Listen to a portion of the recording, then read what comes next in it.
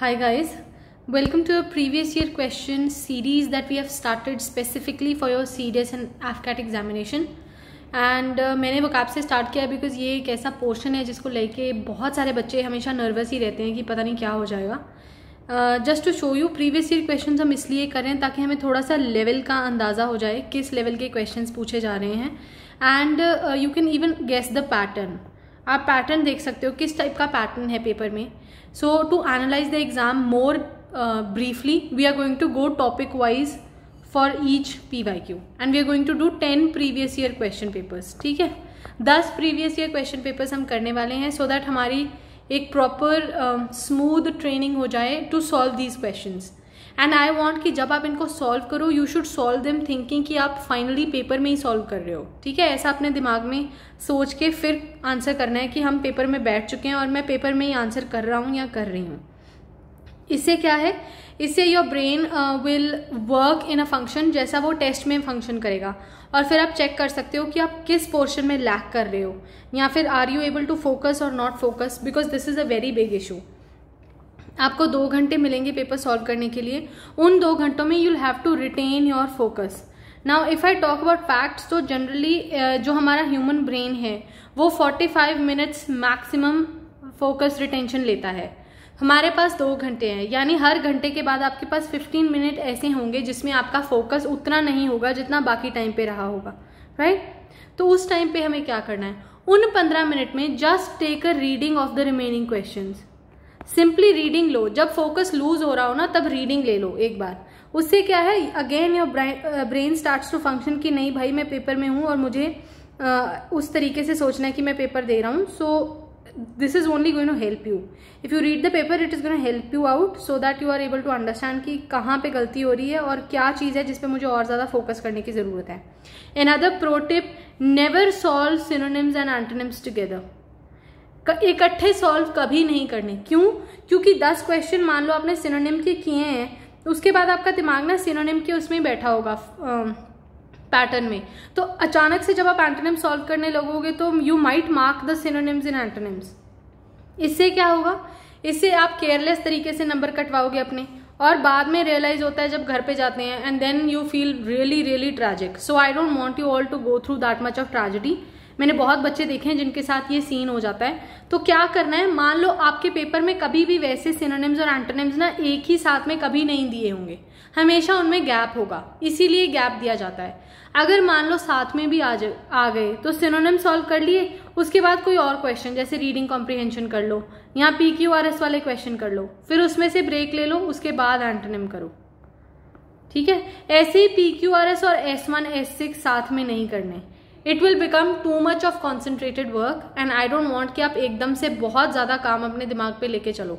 इतना लोड लोगे तो नहीं होगा. और मुझे पता है S1 S6 के क्वेश्चन बहुत लेंदी होते हैं, उनके लिए फ्रेश जब ब्रेन होता है ना आपका स्टार्टिंग में, तभी इनको अटेम्प्ट कर डालो. इससे क्या होगा, आपको ये लगेगा कि भाई जो बड़े वाले क्वेश्चन है वो खत्म हो गए, अब हम फ्री हैं दूसरे क्वेश्चन करने के लिए. ठीक है, so you can use this strategy if you wish to. I myself used all of these methods. That's why I am passing it on to you all so that you understand कि कैसे करना है paper. ठीक है, चलो. This said, today we are going to solve antonyms. This is your 2019 paper 2 of CDS and we are going to look at the antonyms. हम इसके synonyms already पिछली वीडियो में सॉल्व कर चुके हैं. आज हम इसके antonyms के साथ डील करेंगे. ठीक है, और हम टॉपिक वाइज हर चीज सॉल्व करेंगे. ये टेंशन नहीं लेनी कि कोई टॉपिक रह गया. Don't worry, the onus is on me and I'm going to make sure that you solve all the questions. Okay, don't worry about this at all. चलो, अभी हम एंटोनिम स्टार्ट करते हैं. एंटोनिम क्या होते हैं, ऑपोजिट मीनिंग वाले words. जब भी पेपर पढ़ो ना 15 मिनट्स की रीडिंग में इसको हाईलाइट कर लेना है ताकि आपका दिमाग जब आप पढ़ो ना ऊपर जाता रहे कि भाई एंटोनिम कर रहा हूं मैं, मुझे एंटोनिम के हिसाब से आंसर करना है. ठीक है, चलो.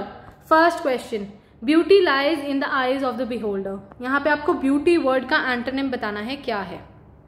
सोच समझ के आंसर करना है. एलिमिनेशन लगाओ, अपना दिमाग पेपर में डाल के रखो, इधर उधर नहीं. सोच के बताओ क्या आंसर आएगा.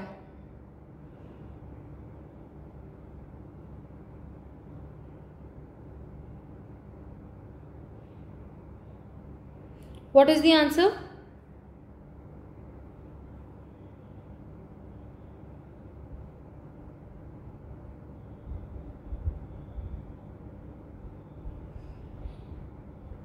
बिल्कुल सोच के एलिमिनेट करके उसके बाद आंसर करना है, एकदम से बिना कुछ सोचे समझे आंसर नहीं करना।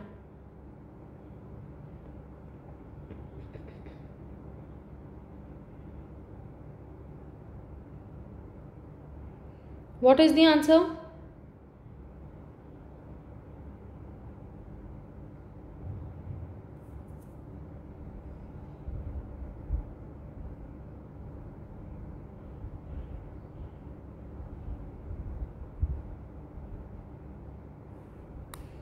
अब देखो, हमें पता है कि ब्यूटी का मतलब क्या होता है। ब्यूटी का मतलब क्या है? सुंदरता। सुंदरता होती है ब्यूटी, ठीक है। इसका मतलब ये एक पॉजिटिव वर्ड है, right, this is a positive word. हमें इसका ऑपोजिट बताना है, तो पॉजिटिव का ऑपोजिट नेगेटिव रहेगा वर्ड। अब यहाँ देखो, जो वर्ड आइडियल है ये भी तो पॉजिटिव वर्ड है। आइडियल मतलब होता है कोई चीज़ जो बिल्कुल परफेक्ट हो, तो ये हमारा आंसर नहीं हो सकता। Charm is the synonym of beauty, तो ये भी पॉजिटिव वर्ड है, this is also not the answer. फिर आता है allure. Allure is also a positive word, किसी को अपनी तरफ आकर्षित करना अपनी सुंदरता की वजह से, वो होता है एल्योर, ठीक है। तो ये भी पॉजिटिव वर्ड है, this is also not the answer. The answer is in elegance, this is a negative word.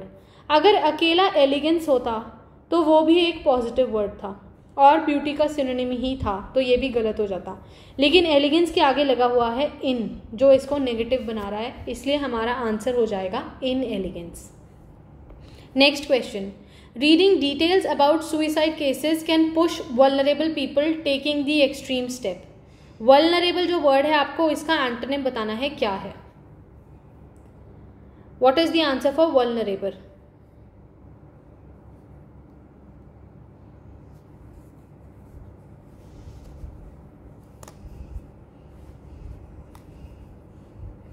क्या आंसर आएगा?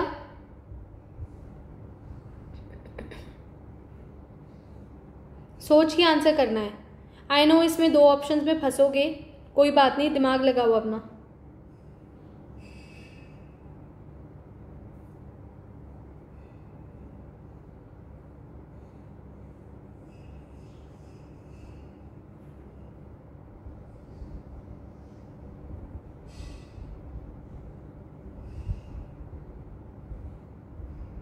What is the answer?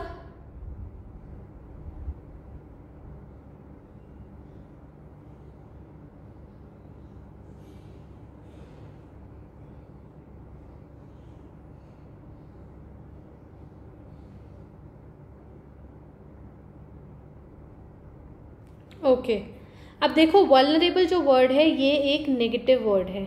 Vulnerable का मतलब होता है असहाय होना। असहाय होना, कोई भी, जब आपके पास कोई भी सहारा ना बचे उसको बोलते हैं वल्नरेबल। अब यहाँ देखो, जो ये वर्ड है डिफेंसलेस, इसका मीनिंग भी असहाय है, तो ये तो आंसर नहीं है हमारा।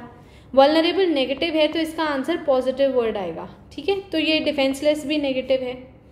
देन आपका हेल्पलेस, हेल्पलेस का मतलब भी असहाय ही है, तो ये भी गलत हो गया। हमने 50% ऑप्शन एलिमिनेट कर दिए, हमारे पास 50% ही बचे हैं। अब देखो, इम्पीरियस और इम्परवियस, सिर्फ एक वी बीच में डालने से फर्क आ गया। इम्परवियस जो वर्ड है, इसका मतलब होता है something which will not let water to percolate through. कोई ऐसी चीज जिसके बीच में से पानी गुजर के आगे नहीं जा सकता, तो इसका तो वल्नरेबल के एंटोनिम के साथ कोई लेना देना ही नहीं है, तो ये भी हमारा आंसर नहीं है। हमारा आंसर है इम्पीरियस, ठीक है। इस तरीके से आपने आंसर करना है। चलो next question, standing before a जज in the court room can be daunting for anyone. Daunting जो वर्ड है, इसका आपको मुझे एंटोनिम बताना है।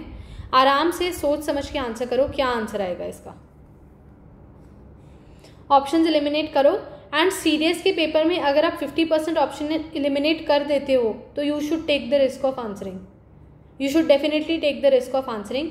अगर एफकैट में 50% हो गया, 50 रह गया, वहाँ पे डाइसी है थोड़ा सा, बिकॉज वहाँ नंबर ज़्यादा कट जाते हैं। यहाँ नेगेटिव पॉजिटिव का रोल प्ले उतना नहीं है, न्यूट्रल हो जाता है एक क्वेश्चन से, इसलिए 50% एलिमिनेशन पे definitely try doing the paper.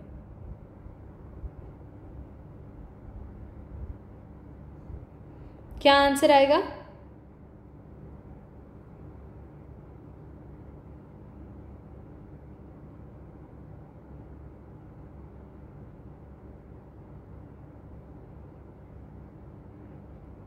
आराम से सोच के आंसर करो।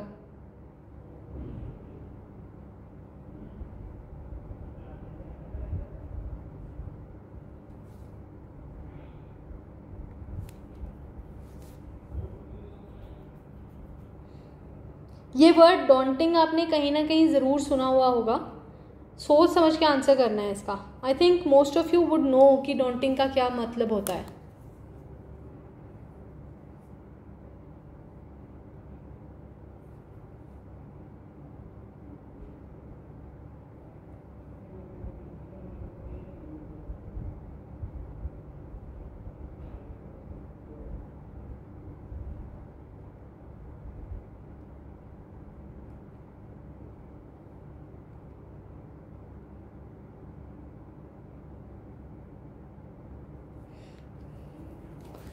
ओके अब डॉन्टिंग जो शब्द है, देखो इस सेंटेंस को पढ़ के आपको पता लग रहा है कि जज के सामने खड़ा होना किसी के लिए भी बहुत मुश्किल काम हो सकता है।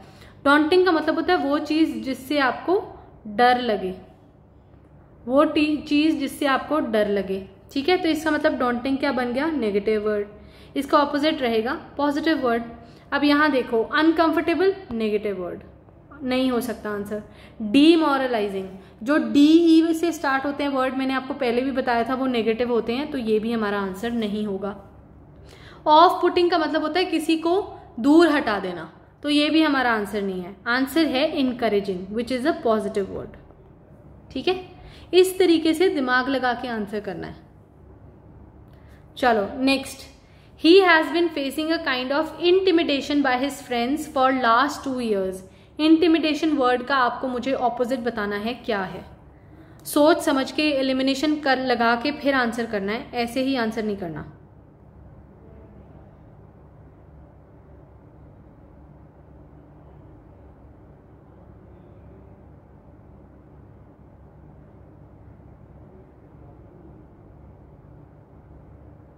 क्या आंसर आएगा?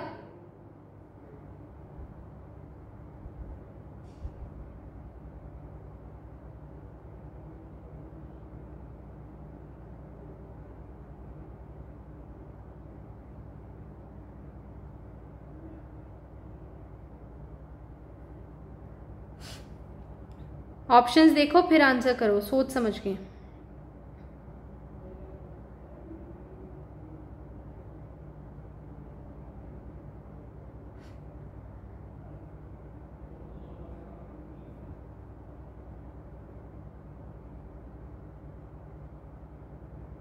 क्या आंसर आएगा?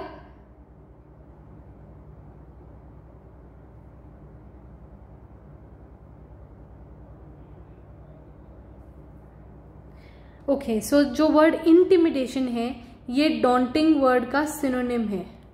ये डॉन्टिंग वर्ड का सिनोनिम है, यानी वो चीजें जिससे किसी आदमी को डर लगे वो होता है डॉन्टिंग और इंटिमिडेशन। ठीक है, अब इसका मतलब कि ये भी एक नेगेटिव वर्ड है और इसका आंसर एक पॉजिटिव वर्ड होगा। अब देखो, सबसे पहला है वाइल्स। वाइल्स इज ए नेगेटिव वर्ड, यानी किसी की बुराइयां होनी, वो होता है वाइल्स, तो ये गलत है। परजुएशन का मतलब होता है किसी को उकसाना, उसका इससे कोई लेना देना ही नहीं है, तो ये आंसर नहीं होगा। सेकेंड वर्ड है कन्विक्शन। कन्विक्शन होती है पनिशमेंट, तो बेसिकली ये भी एक नेगेटिव वर्ड है। This is also not the answer. The answer is support, which is a positive word. ठीक है, next question, there are many factors that constrain the philosophy of job enrichment in practice. जो constrain word है आपको इसका opposite बताना है।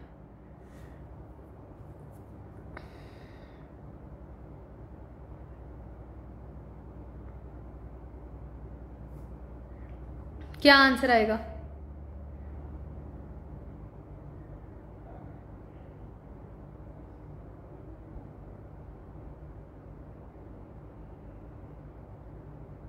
सोच के आंसर करना है, क्या आंसर आएगा?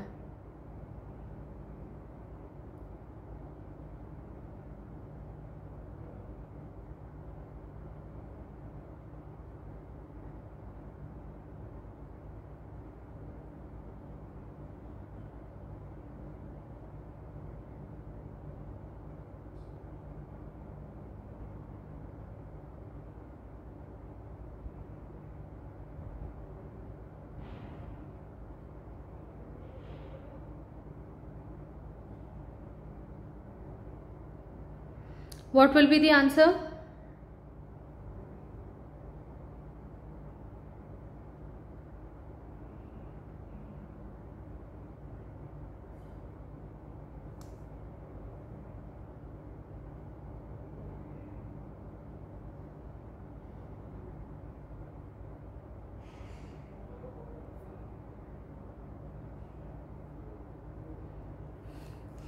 ओके, कंस्ट्रेन का मतलब होता है किसी चीज को रोकना, किसी चीज के अंदर बाधा डालना, तो ये एक नेगेटिव वर्ड है, इसका ऑपोजिट होगा पॉजिटिव वर्ड। अब रिस्ट्रिक्ट का मतलब भी कंस्ट्रेन है, तो ये तो आंसर होगा नहीं, ठीक है। Pressure is also negative word, ये भी आंसर नहीं होगा। ऑब्लाइज या सपोर्ट में से होगा। ऑब्लाइज का मतलब होता है किसी का कहना मान लेना, ओबीडियंट होना, तो ये यहाँ पे आंसर इसलिए नहीं है क्योंकि इसका कंस्ट्रेंट शब्द से कोई लेना देना नहीं है, आंसर होगा सपोर्ट, ठीक है। रोकना और उसका ऑपोजिट किसी की हौसला अफजाई करना कि आप करो ये काम। Next, people look for plausible remedies to the problems which they do not know. Plausible जो वर्ड है इसका आपको ऑपोजिट मुझे बताना है क्या है।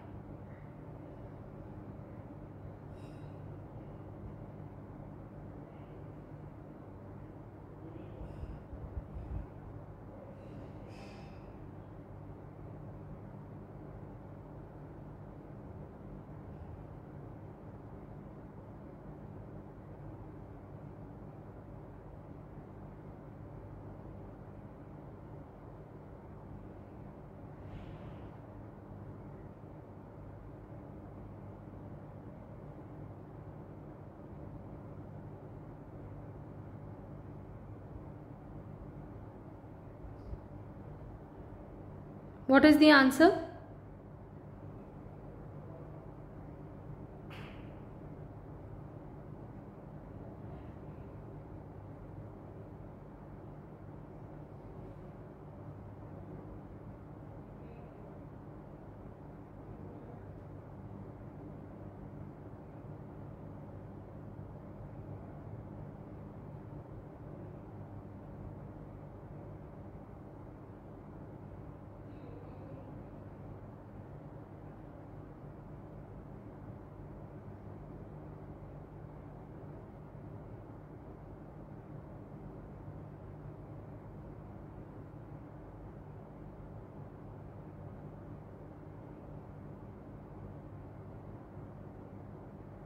What is the answer?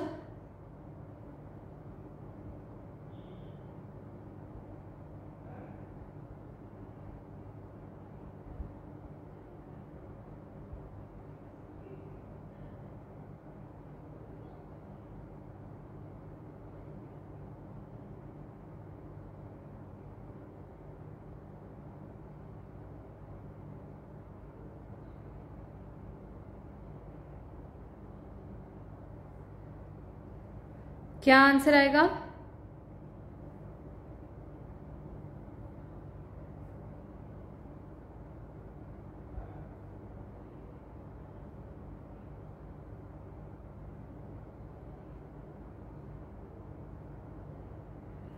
सोच के आंसर बताना है। ये शब्द शायद कुछ लोगों के लिए नया हो, maybe some of you might not have heard of this word, that is very much possible. ऐसी वोकैबुलरी कई बार आ जाती है जो हमने सुनी ना हो, उस टाइम पे हमें जो है इसका एलिमिनेशन का जो यूज है वो लगाना होता है, ठीक है। प्लॉजिबल का मतलब होता है समथिंग विच इज रीजनेबल, कोई चीज जो रीजनेबल हो, ठीक है। इसका मतलब ये पॉजिटिव वर्ड है, इसका उल्टा नेगेटिव होगा। अब देखो, एक्सेप्टेबल वही चीज होती है जो रीजनेबल है, तो ये नहीं। सॉल्वेबल भी वही होगा जो रीजनेबल है, तो ये भी आंसर नहीं है। बिलीवेबल भी वही होगा जो रीजनेबल है, this is also not the answer, the answer is unthinkable. अब उन बच्चों के लिए जिनको इसका मीनिंग नहीं पता था, वो कैसे इस क्वेश्चन को सॉल्व कर सकते थे, एक बार मुझे रब करके बताने दो। देखो, 3 शब्द यहाँ पे ऐसे हैं जो बिल्कुल एक जैसे मीनिंग वाले हैं या नजदीक नजदीक के मीनिंग वाले हैं। एक वर्ड ऐसा है जो इनसे बिल्कुल भी मेल नहीं खाता, इसका मतलब हमारा आंसर यही होगा। अगर बिल्कुल नहीं पता ना, तो ये वाला मेथड डेफिनेटली आप अप्लाई कर सकते हो। चलो next, the departing speech of the chairperson ended with a plaintive note. Plaintive note का आपको मुझे बताना है व्हाट इज द ऑपोजिट।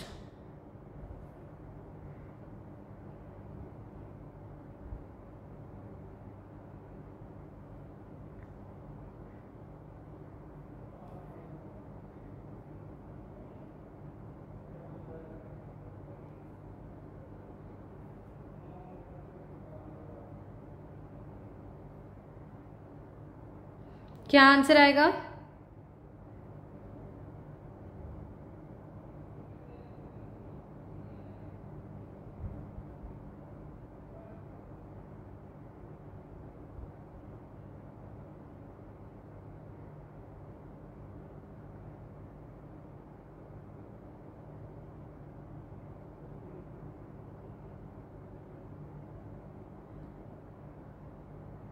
क्या आंसर आएगा?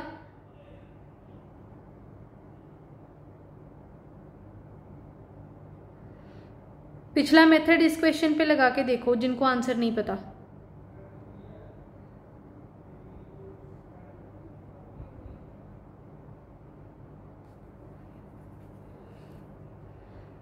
इस क्वेश्चन पे अप्लाई कर सकते हो आप, वो इनफैक्ट वो मेथड आप किसी भी क्वेश्चन पे अप्लाई कर सकते हो।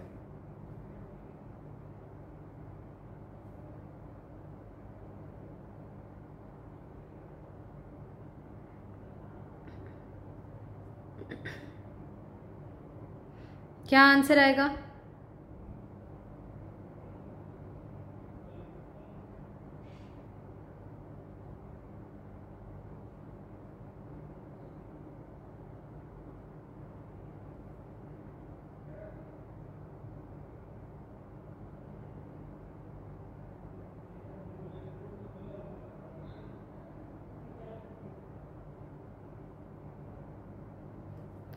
ओके, प्लेनेटिव का मतलब होता है समथिंग विच इज वीक और सैड, बहुत ही उदास चीज होना कोई, जिसका मतलब ये एक नेगेटिव वर्ड है।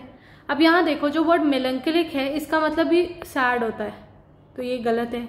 डोलफुल का मतलब इज ऑल्सो सैड और upset, so this is also not the answer. Gleeful is also not the answer, the answer is adventurous. ये एक लौता पॉजिटिव वर्ड है यहाँ। Next question, the members have taken a unanimous decision to discard some of the rulings of the managing committee on problems relating to maintenance. discard word का आपको मुझे opposite बताना है क्या है। discard का opposite क्या होगा?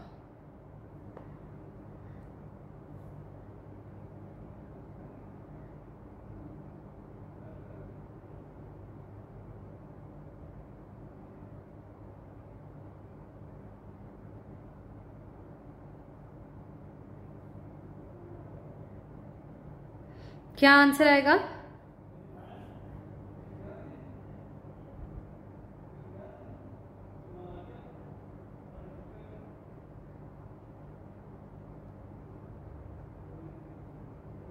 सोच के आंसर बताना है। What is the answer?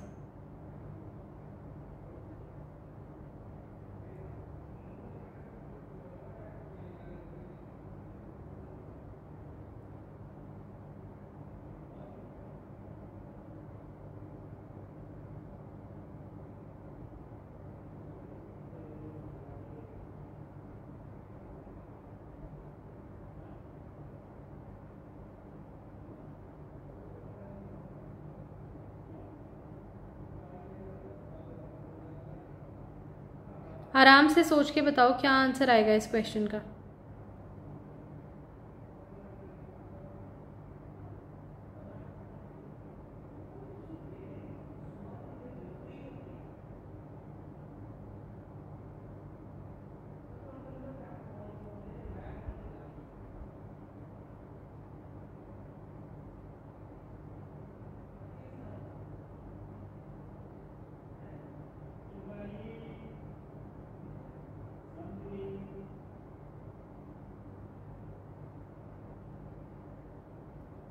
क्या आंसर आएगा?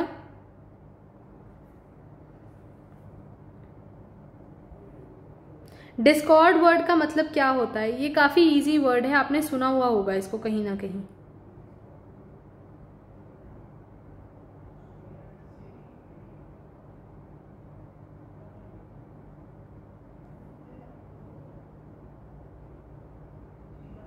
डिस्कॉर्ड का मतलब होता है डिसएग्रीमेंट।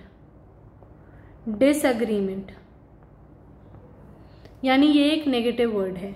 अब यहां देखो डिस्प्यूट, इसका मतलब भी डिसएग्रीमेंट है, ये नहीं होगा आंसर क्योंकि ये तो सिनोनिम हो गया। फ्रिक्शन भी इसका मतलब ही बन जाता है, तो ये भी आंसर नहीं होगा।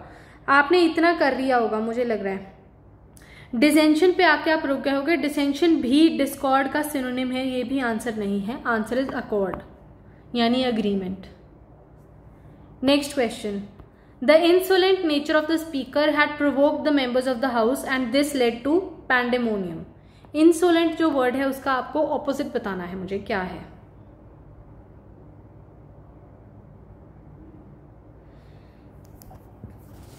क्या मीनिंग है इंसोलेंट वर्ड का?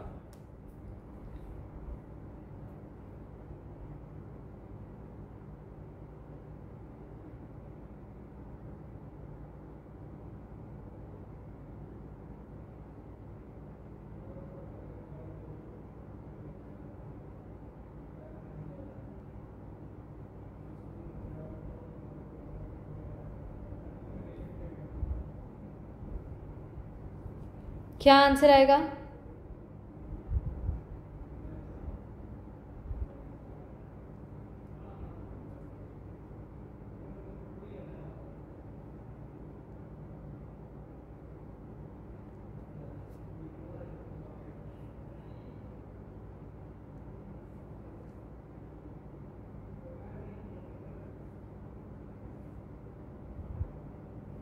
अब देखो, इंसोलेंट जो वर्ड है ये एक नेगेटिव वर्ड है, इसका मतलब होता है गुंडागर्दी।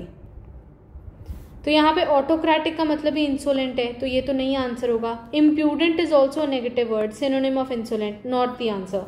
दो ऑप्शन बचे हैं, thought provoking and respectful. Thought provoking का यहाँ कोई सेंस नहीं बन रहा, आंसर होगा respectful. Last question for the day, incessant rains have resulted in failure of crops during this season। incessant जो वर्ड है आपको इसका ऑपोजिट मुझे बताना है क्या है, ठीक है? What is the opposite of incessant?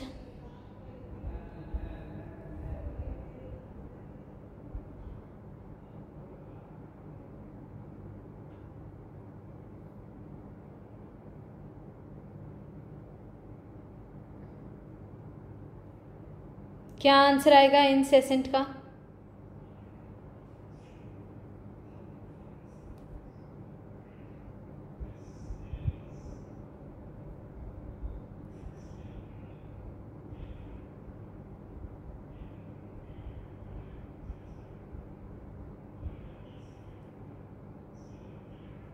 क्या आंसर आएगा?